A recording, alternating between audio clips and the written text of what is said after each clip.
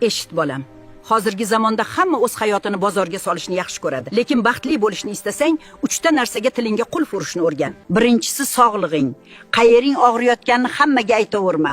Kasalman desang, dushmaning ichida qiyqirib suyunadi. Juda zo'rman, sog'lomman deb ko'kragingga mushtam urmagin. Odamlarning ko'zi bor bolam, toshni yoradi. Ikkinchisi puling. Pul sukunatni va sirni yaxshi ko'radi. Qancha topayotganingni ham, qancha yo'qotganingni ham hech kim bilmasin. Boyligingni ko'z-ko'z qilsang, hasadqo'yni chaqirasan. Yo'qchilikdan nolisang, odamlar oldida hurmatingni to'kasan. Va uchinchisi, kelajak rejalaring va uydagi gaplar. Er-xotinning urushi, bolaning xatosi, nima ish boshlamoqchi ekaning, barchasi shu 4 devor ichida qolsin. Siringni o'zing ichingda saqlay olmasang, birovdan o'pkalamay qo'ya qol.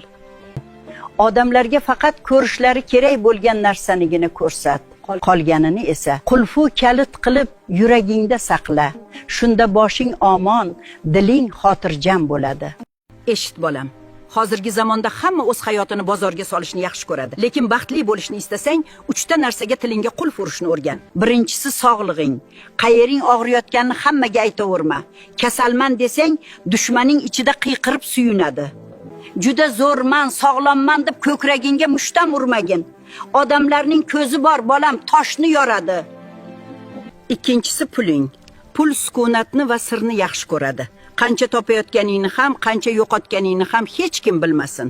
Boyligingni ko'z-ko'z qilsang, hasadqo'yni chaqirasan. Yo'qchilikdan nolisang, odamlar oldida hurmatingni to'kasan.